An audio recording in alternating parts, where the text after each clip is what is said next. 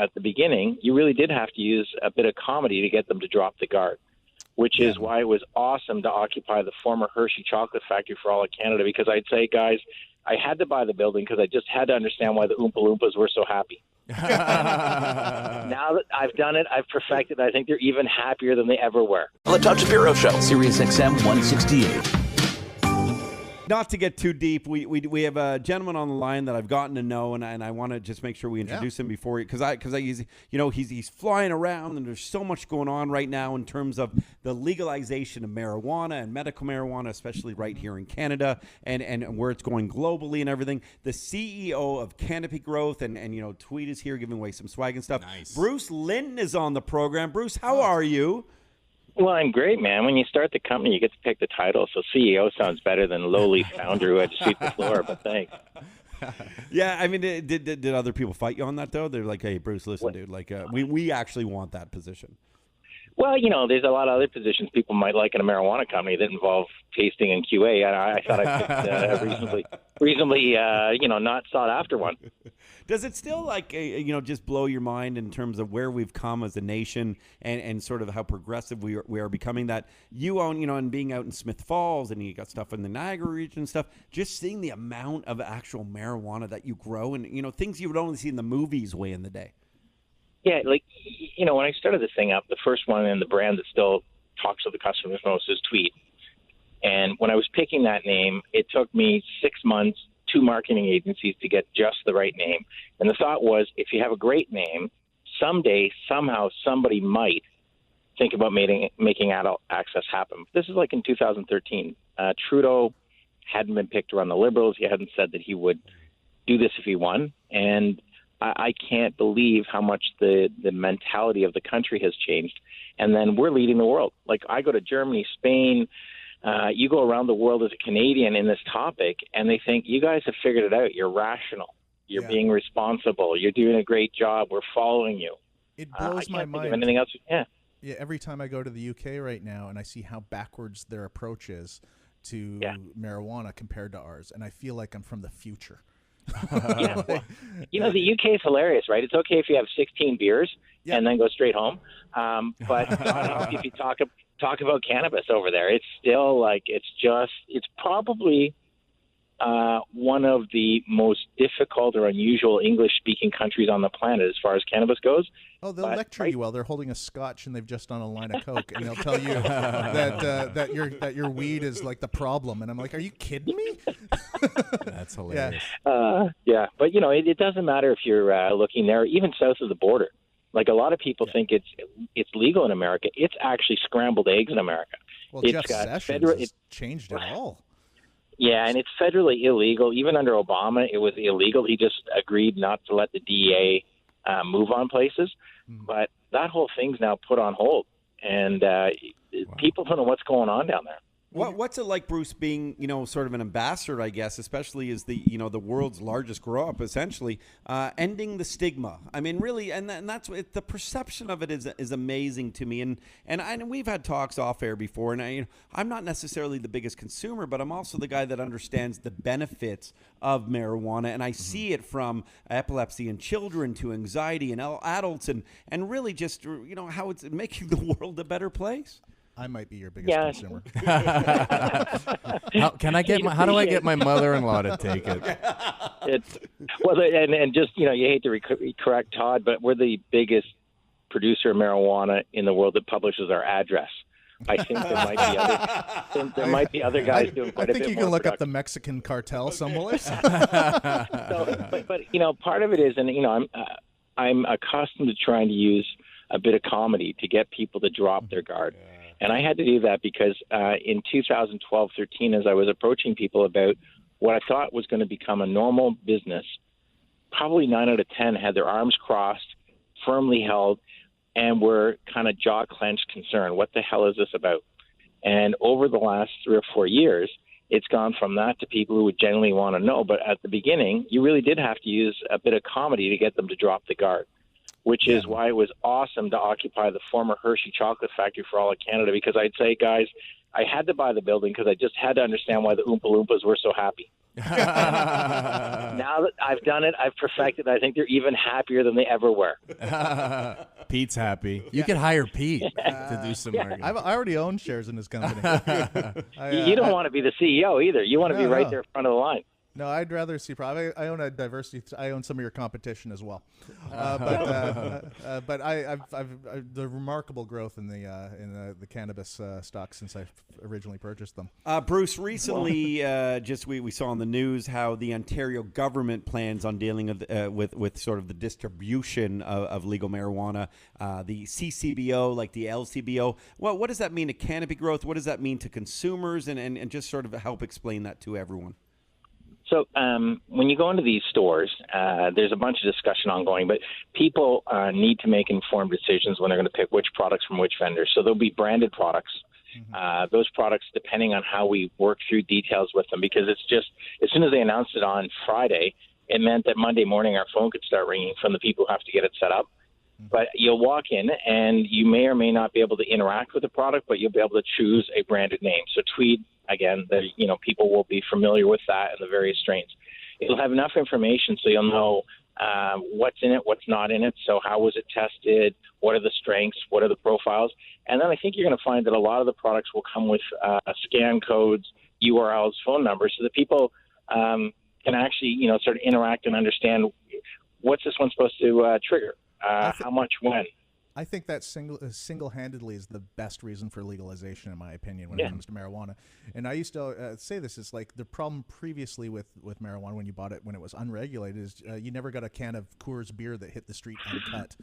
Now we'll know what we're purchasing. We'll know what kind of THC levels. We'll understand this sort of. I don't know if sativa and indica is the most accurate representation of what marijuana does, but the CBD ratios and there's so much more information to the consumer when it's legalized that we can make informed decisions and we can actually enjoy it and utilize it properly and know the results. Yeah. Absolutely, and I love this. And this is the single argument that we need to sort of stress to people that the problems that we had previously with marijuana is not knowing what product we were getting on a regular basis. You were rolling dice, and now we'll always have it. So true. I hated being stuck in the bathroom and just confused and not knowing what I was feeling. Well, and Bruce, just just before you go on, but it's like what think of how alcohol is. You couldn't just go and try and make a wine in your bathtub and go and sell it at the park, and nor would you want to because you wouldn't buy a bottle of something at a party and just go, "What's this?" and just drink it. You'd pass out or have a roof. Yeah, I love it. And that's the problem in the UK and everywhere else. Yeah. I think you're going to find that over the next 5 years, what happens in Canada is that the dried cannabis flower really just becomes an ingredient. And what I mean by that is the ability to extract that, create oils, and then create finished products. When Prohibition exits, you can start to create things that are way sort of socially more normal or specific in terms of how they medically work and put them through all the trials. And, the parallel would be canned beer as a result of, back to your Coors, canned beer is a result of Prohibition ending and companies getting formed so they could actually make package and format that people wanted. I think you're going to find that products are going to be tremendously different in medical and in adult access as we go each year. And there'll be nobody asking a question about it in 5 years. It'll be so obvious that cannabinoids have disrupted opioids and a whole bunch of other medicines in terms of that world. And an intoxicant called cannabis will probably be the worst thing that's ever happened to a lot of these guys in the alcohol business. And they're the biggest lobbyers against it. Well, and don't get us started on the opioid crisis and how the big pharmas take advantage and how really, just to be candid, how gross a lot of that side of the business is. How you see it leads to addiction and heroin problems when they can't get it prescribed and things. In Colorado, the opioid addiction ratio dropped by 25% since its legalization. The overdose rate has dropped by 40%. And that's because people have access to chronic pain usage for marijuana. And with receptors that we can handle. The corruption against marijuana is being exposed rapidly right now. The election in New Mexico was 60% paid for by the alcohol industry against its legalization. Wow. And that's what I experienced in the UK. By the way, I do have a new Oomph lager by Lake Wilcox, and it is an amazing beer. Well, I just want to say. I don't think we've seen that in Canada because we're a little bit more reasonable when it comes to that. And we also don't have the same lobbying, ginormous lobbying agencies like the United States have. Canada has a much more reasoned approach to this. Yeah, Bruce? And I would say the genie's out of the bottle here, and so the concern isn't in Canada. It's how much are we going to change the world? And I think that's the press for Canopy and Tweed is not to be happy where we are, but how far can we push this? That's super exciting. Do you see, I mean, with the, the announcement in Ontario, do you see the other provinces emulating this approach, and then essentially the rest of the world where you'll be? Yeah, I think the premiers got together in Edmonton, and the big question or discussion was who's going to come out and say something first. I expect a lot of the provinces are going to actually rely on our e-commerce system to help them get going, share them data, allow them to know what products and what format. But I think you're going to find probably 8 or more of the provinces are up and running when this kicks off July 1. I've got 2 questions I just got to ask. Get in there. Pete Johansson. Sorry. By the way, Netflix special, Pete Johansson. Yeah, super great, popular comedian. Yeah, also very, very, very big promoter of marijuana. Okay. A real quick question, and this is off topic, but what do you see the foreseeable future when it comes to the copywriting of genetic strains in marijuana, how that affects the industry? Is there going to be like a Monsanto-like sort of sweep to the copywriting of specific products, or do you think it'll stay open source to a certain degree? I think it's been around so long that it's going to be open source, and on the edges of it, you'll have people who do work in terms of breeding to make certain strains productive in certain atmospheres, meaning super dry environments or humid environments, or you may have breeding programs that create additional new, but there's such a core genetics out there now that I think it'll be open source. And really what happens as a difference is not just what you grow, but how you grow it, how you extract it, and then how you formulate it into finished goods that are medical or adult access. Love it. And so I think the plant's going to be at the bottom, but it's not going to be so controlled. Second thing, and this is more of a proposal than anything else. There's a lot of industry stepping forward and sort of taking marijuana to the next level. I think it's also, just to put it out there sort of as a PR and a positive sort of entity that corporate marijuana should consider, is maybe aggressively as a group lobbying to sort of take care of the legacy people that are still suffering under the old marijuana laws, to get them sort of relieved and get the government interested in taking care of the people that were put in jail previously for possession charges and that are still suffering from a transition in our culture and in our society. And I think if the corporations took a lead and sort of maybe mentioned that and made that a sort of part of their awareness plan, something to consider, makes you guys look a little bit sort of like, hey, come on, fucking change. Yeah. No, you know what? That is something that people have sort of grazed around the edge of it. I think it's a great idea. And maybe we'll call it something to do with pot. No, I think it is. There's a lot of people who had a negative and really, life altering effect of having had a small amount of cannabis that turned into a big charge and a big problem. Especially medical people. My mom and my sister utilized marijuana to treat their cancer problems. Yep. To stimulate that, and there was always the fear of that. And one of our friends got arrested, who was also treating their cancer. And I'll just jump in here, though. The one thing, and I've always said this, and I've spoken with the Emerys, and I've had long conversations right here on this program, is that all their activism has worked. We have gotten there, and at some point, though, you do have to let it go, and it is becoming legalized now for a reason. And let's get everything we've just talked about, which is we want to know the effects, we want to know how it's made, we want to see the grow ups, and sort of give it up, or maybe join on board, maybe invest.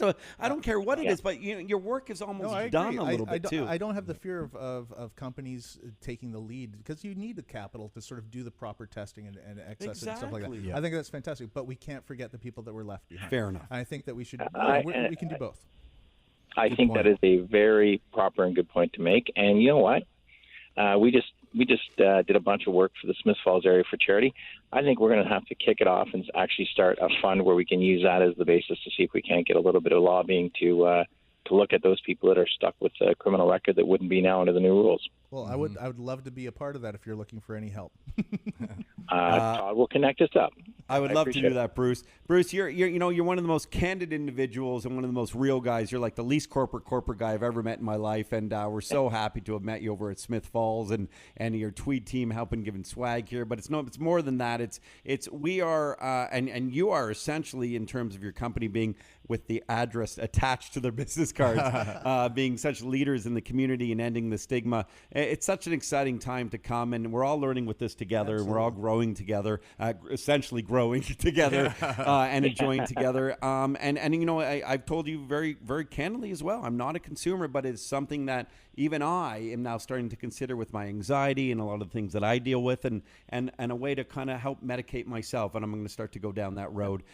So appreciative of your time here, Bruce Linton.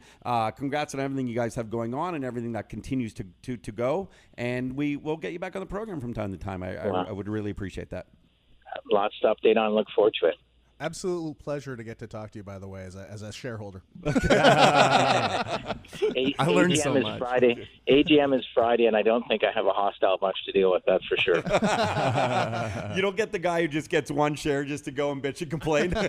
Yeah, exactly. But no, thanks, guys, and I look forward to coming back. Cheers. Bruce Linton, everybody. The